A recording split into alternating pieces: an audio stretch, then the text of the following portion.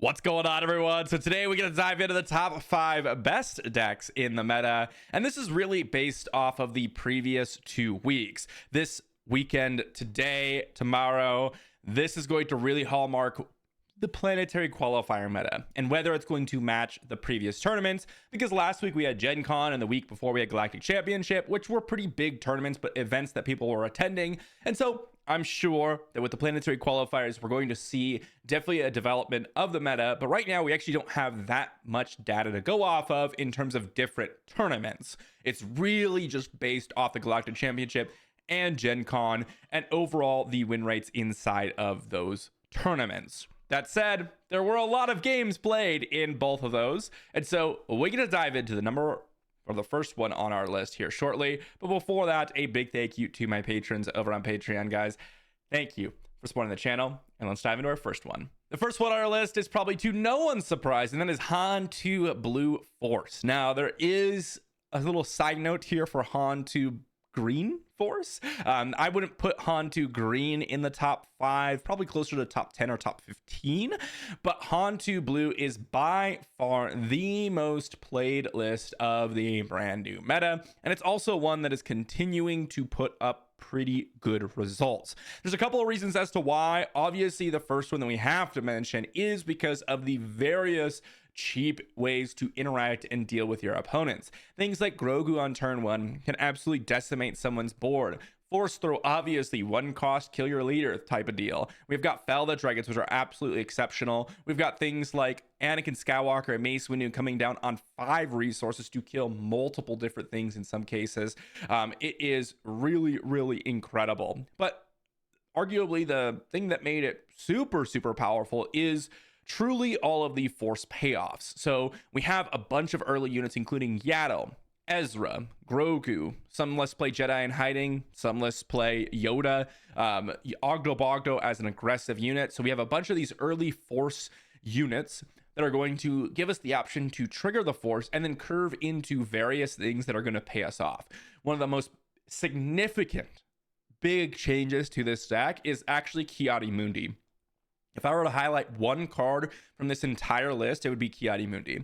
I have played numerous games against Han Blue in my time in the Galactic Championship. I think I fought against 5 or 6 of them, and the amount of difference between the difficulty of the matches when my opponent were to go turn 1 Force unit, turn 2 Ki-Adi, and not do that turn 2 Ki-Adi was immense. The ability to just filter through more cards in your hand and have more options because of Han's ability to discount all your cards. In some cases, you actually run out of cards to play if you don't have things like Ki-Adi-Mundi to refill your hand and give you those options. But then when you turn around and let's say you got that Ki-Adi-Mundi into, let's say, a removal or a Poe Dameron, then when you hit the 5 resource turn, every single unit here basically kills something. Mace Windu comes down, hits something for 4. Anakin comes down, -3/-3. Rebellious Hammerhead comes down, hits something for 3 to 4. And with Ki-Adi-Mundi, again, that is going to be like 4 damage.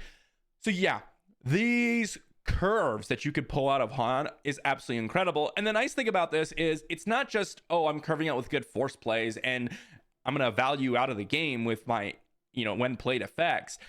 I could put on a very aggressive showing with a turn 1 Ogdo and start hitting you for 5, or a turn 1 Ezra, following that up with just various different units following it, just because it's a 3-powered unit on turn 1, right? Like that can put a lot of pressure on your opponent. And you even have some game against some of the early game decks with like Chirrut, Iterant Warrior, giving you some healing. Of course, all the things that I said come down and kill things. And the main game plan, you have so many different options against so many different decks. Against the aggressive decks, you have the Restoring Yaddle, you have, in some cases, Yoda, you've got some cheap removal, you've got a Chirrut as a sentinel, you've got some healing. But against the late game controlling decks, well, guess what? You've got things like Crate Dragon. In the early game, you're putting on pressure to your opponent. In the late game, you drop a Crate Dragon, and it finishes out the game for you. That is the game plan. In the sideboard, you've got a lot of different options. A Grief Parliamentarian for the Kylos out there, Chirrut for more Sentinel, Cham against the ramp decks, Shatterpoint and Rivals Fall as more removal options, and then Bombing runs up against the Vader Yellows. This is by far one of the best lists in the format. The next list we got to talk about is by far the most classic list for the video today, and that is Sabine ECL. Now, for set 5, we really didn't get any new cards. There is one new card, and it is a good improvement, but it's not like going to completely change the nature of Sabine, and that is Yoda's lightsaber. We're still running Sabine ECL. Yoda's lightsaber is a great new addition. Before, this was the Darksaber slot. The nice thing about Yoda is, one, it is a heroism card, so it works with For a Cause. That is a really nice addition. So now the only miss that you actually have is going to be those timely interventions, which gives you just a little bit of extra, you know, instead of averaging, 3.4 damage, it averages 3.7 damage or something like that now. That is kind of the idea there. With that half of Yoda's lightsaber. But the other half is, yes, it doesn't give you that 4th point of power, which is cool with Darksaber, but it also costs 2 less resources, and that's a pretty significant play, because a lot of the times people will stall out actions. They'll oh, I'm expecting Sabine, you attack, you deploy Sabine, and you got your 4 resources. People are expecting that and trying to play around that. And so now what you could do is, oh, I'm going to attack, use Sabine's action, your opponent's passing, or they're trying to prep for a Darksaber, and now you could just deploy like a Sabine Wren unit or a Battlefield Marine or a A-Wing, one of the 2 A-Wings, and Yoda's lightsaber on that turn to still progress your board while also putting on more pressure to your opponent. And that really, really puts a lot of strain on your opponent's 3 resource or 4 resource turn when Sabine is flipping. So that is absolutely exceptional. And not only that, but typically when you're playing Sabine, there is a good chance that your opponent, isn't going to have the force up and deploy a Chirrut at the same time before you can actually get Sabine down. And so you can actually nail out Chirrut with the attack from Sabine with a 5 power unit, which is pretty nice too. But for the rest of the deck, it's the same. It's literally the exact same list that we've been playing for many sets in a row. For set 2 really is when we saw major changes to the list, and then ever since then there have been a minor couple of additions after that, right? Timely Intervention, Cassian, Poe Dameron, and Wrecker all came from set 2. Most of these other came from set 1. Sabine's Masterpiece was JTL. I think Red 5 was JTL as well. So those came from set 4. And obviously Sabine's Masterpiece gives you another ECL option up against the decks that are space bearing. But overall, this is just a hyper aggressive list. And honestly, if you were going to bring one deck, and we've said this many times, if you're going to bring one deck and you don't really want to be researching the meta and playtesting your deck against all the different matchups, Sabine Green is definitely the one you want to go with, because this just has a very straightforward game plan. And while there are nuances to different matchups, absolutely, and the more knowledge you have, yes, it helps you. But this is one of the decks that just is not only very strong, but also cares much less about what your opponent's doing than a lot of other lists here today.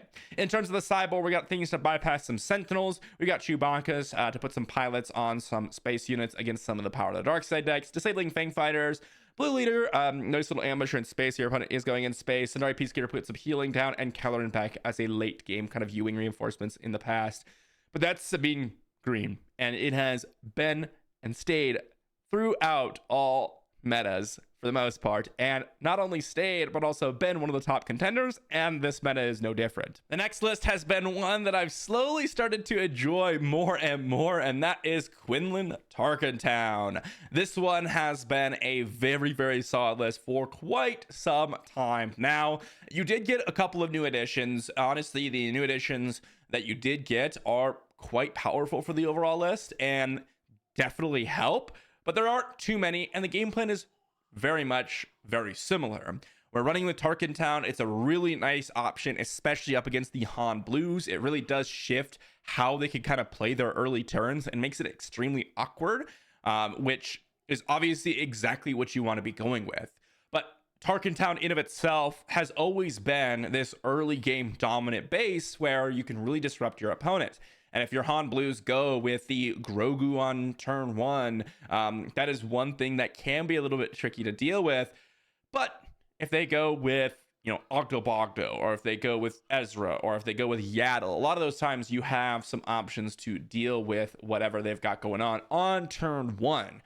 And then you can continue on your game plan. In terms of the newer cards, we've got Adi Gallia, which is a nice 2-drop, 2/4, nice force tag to work with Force Throw. We've got Quinlan Voss, which is a nice one, especially with the hotshot blasters, surprise strikes, or breaking ins. It essentially adds 2 additional power onto all of those effects. So what it does is just absolutely ramp up the available damage that you have in certain portions of the game. And then the other new addition is Depa Balaba, which is absolutely fantastic. And this late game curve, and I say late game kind of mildly because it's more of like a mid game curve, is honestly one of the reasons as to why Quinlan really is so powerful. Take, for example, what we've got here with Plo Koon, Depa, and Han. Now remember, if Quinlan's down, each one of these you can kind of add +1 to each one of their powers, assuming that the opposing unit that you're hitting is either equal to or less than the cost of the unit, which it typically will be. So Plo Koon comes down and ambushes for 6, or in most cases 7 damage. And this is the key, it ambushes. So your 5 resource play affects the board immediately. Guess what happens with the new Depa Balaba? Your 6 drop play also now affects the board immediately and has Saboteur, which is very relevant and usually ambushes for 6 damage. And then Han comes down as a 7 drop and ambushes as a 7 powered unit oftentimes because of the extra damage from Quinlan, and affects the board immediately. That's the key. In the early game, you kind of disrupt your opponent. You've got a couple early plays. Maybe you play a Red 5 or Ahsoka. You exhaust some units. You're attacking and finishing off damage units. You play things like Guerrilla Soldier or even just a Cassian, and you're getting in that early damage, and you're really putting pressure on your opponent. Maybe you have, a 2-drop into another 2-drop play that follows up with Force Throw. So you've managed to target on your opponent's first play. You Force Throw yourself, discard your Depa Balaba, and you've knocked out their second play, and you've got 2 units on the board. Absolutely fantastic start. Then you get into the later turns. You set up some big damage with Quinlan. Then, because of your setup, you follow that up with Plo Koon. That's going to ambush and knock out units. Now your opponent can't interact with your board. Well, in Plo Koon's case, you could even knock out things like Mother Talzin, which is really important in a lot of situations. But this is kind of the idea. Super early disruption followed into this mid-game damage-centric focus into, well, now I got a bunch of ambushers to continue putting pressure on by disrupting your board, forcing you to have something that's not unit-based to interact with me, and it's oftentimes not enough. It is incredible. It is an incredible list and is performing exceptionally well. In terms of the sideboard, you can go a lot of different ways. Some people are playing Spark Rebellion main deck, breaking it in the sideboard. Some people are playing a copy of Bamboozle. Grief Volunitarian is pretty consistent across a lot of these lists because of the Kylo Red. It is an exceptional game 1 deck. Bamboozle is just good up against a lot of different upgrade-based things going on. Very cheap, very easy way to get some value. Spark to attack people's hand, disabling Fang Fighter for more pressure plus specific upgrade hate. And, that's Quinlan Red, guys. It is an exceptional list and one that I've slowly started to appreciate more because the games are fast and the interaction with your units up against their units just feels so awesome. Next one up is Kylo Data Vault, which is awesome to see, by the way. Really incredible list. I was debating between both Kylos. So there's Kylo Data Vault and Kylo Tarkin Town, which at the moment, Kylo Tarkin Town actually has a far superior win rate and overall performance across the tournaments so far.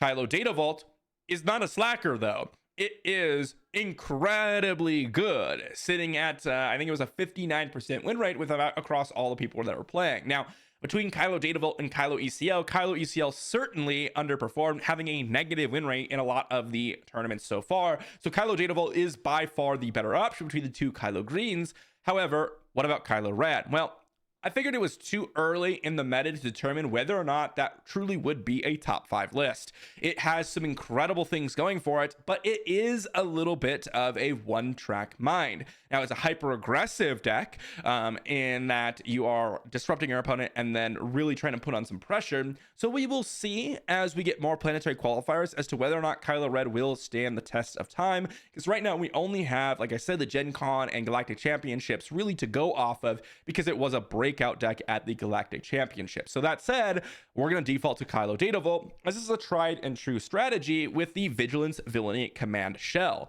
Except Kylo has a couple of new amazing additions to it. For the most part, this is basically the Kira Green list that I played for the Galactic Championship.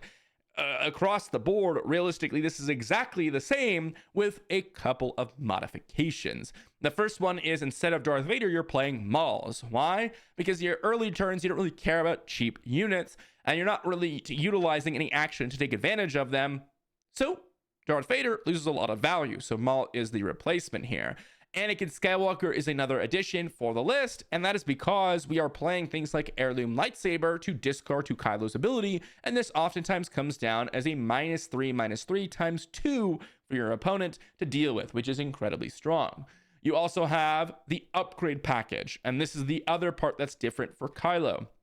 Here's the thing with Kylo, is with this list, Kylo's just a value leader. You play a bunch of early removal options, keep your health pool very high with Power of the Dark Side, takedowns, fell the dragons, or you're ramping with super laser and resupply. And by the time you do get to Kylo, you have so many different options available. So you're discarding cards from your hand, including Craving Power, Legal Authority, and Devotion, which are the most popular. And Kylo Ren comes down as this beefy sentinel on the ground arena, which some decks just can't deal with. But it also comes down with Craving Power or Devotion. And the reason why we're using 2-cost upgrades is because Craving Power is by far the #1 thing that you want in the discard pile when he comes down, because it's essentially +2/+2, so you get a 7/7 Sentinel, but it also deals 7 damage to something on the board. So Kylo Ren suddenly becomes a 7/7 Sentinel with removal with Craving Power, and if you do have a Legal Authority, it becomes a 7/9 that kills something and captures something, which is really tough for your opponent to deal with. Or with Devotion, it becomes an 8/8 with Restore 2 and kill something and hit something for 8 damage when it comes down, which is absolutely incredible. And that's the major difference. If you compare the two best Vigilance Villainy command lists, you have Kira Data Vault and Kylo Data Vault, both performing very, very well. Now, Kira Data Vault does not have that exceptional value piece in her leader slot. It's much more focused on, being able to disrupt the early game and utilize overwhelming barrage much more effectively, and be a little bit more of an early to deploy leader.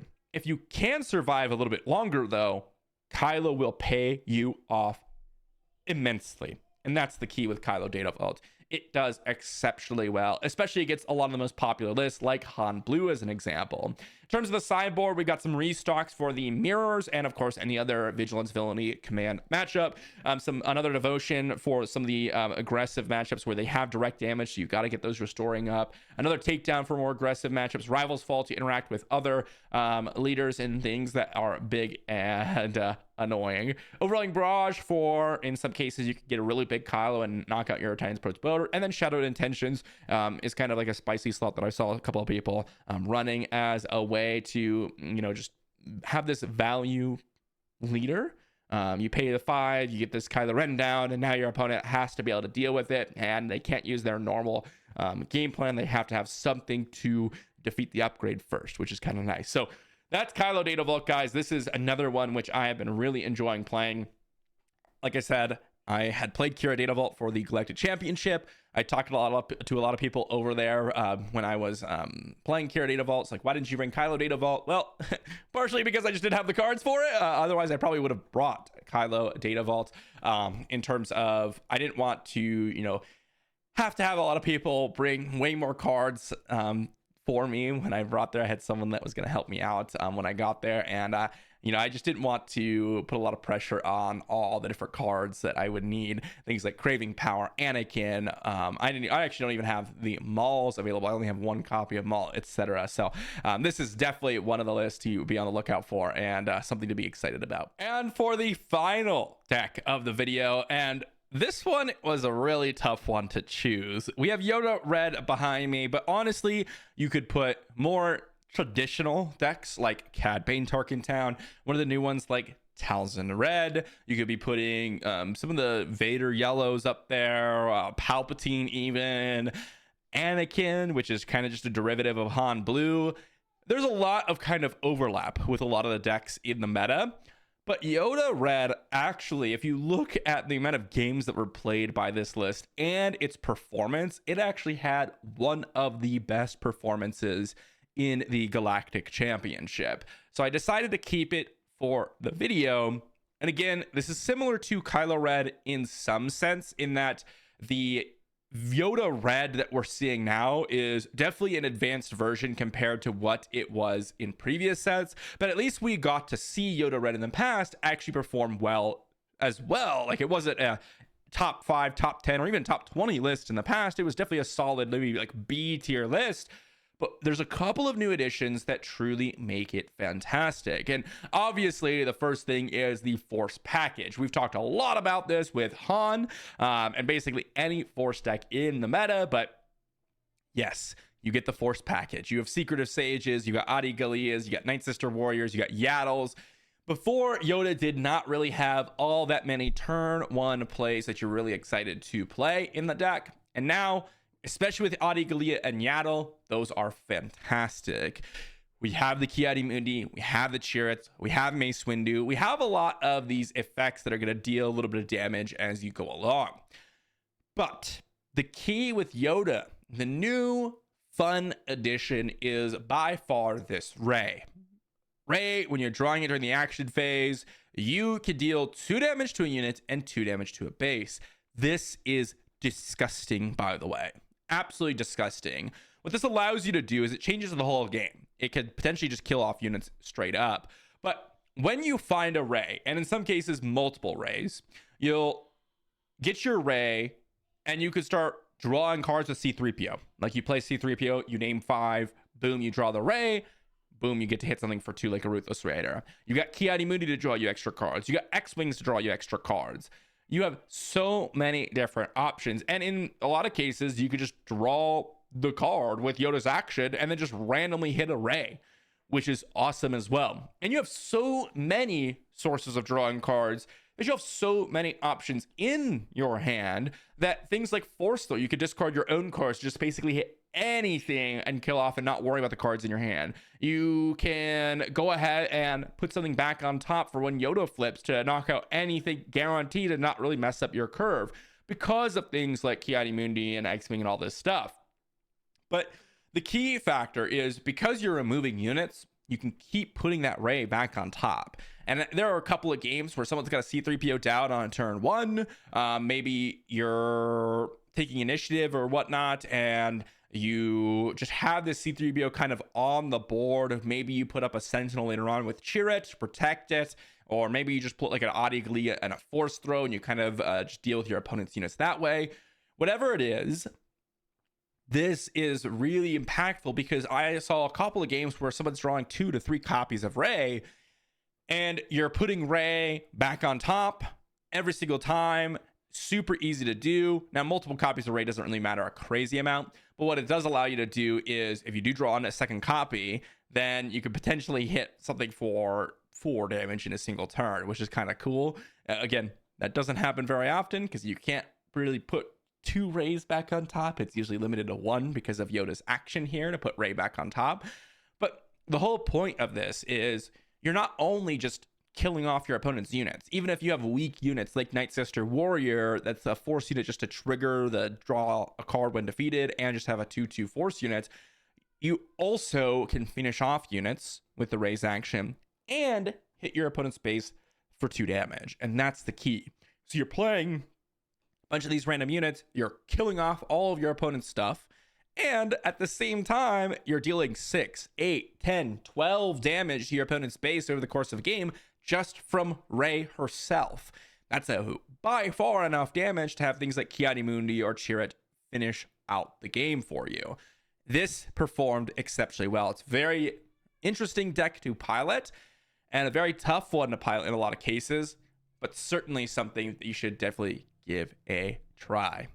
And that's going to be all of the 5 lists today. In terms of the list that performed the best overall, actually Kylo Green is up there in terms of just straight up performance. Even though it wasn't super popular, the performance of those decks were extremely high up there with the tournaments that we have currently. Obviously, Quinlan did very, very well. Sabine had a really excellent conversion rate for the tournament in terms of how many people entered and how many people reached into the later days. And of course, Han was by far the most popular list of the meta. It's partially why Kylo Ren actually does so well is because there's a lot of Han Blues, and Kylo is one of those lists that actually does really well up against Han Blue. So something to consider there. But if you're looking at the next tournament, expect at least these 4, and then maybe a smattering of Yoda Red. This is definitely one of the lists that isn't nearly as popular as the other ones, because people are just kind of not sure if this is just a gimmick or if it's something that actually performs exceptionally well. And, well, it actually performs very, very well. So give it a shot. Let me know what you think.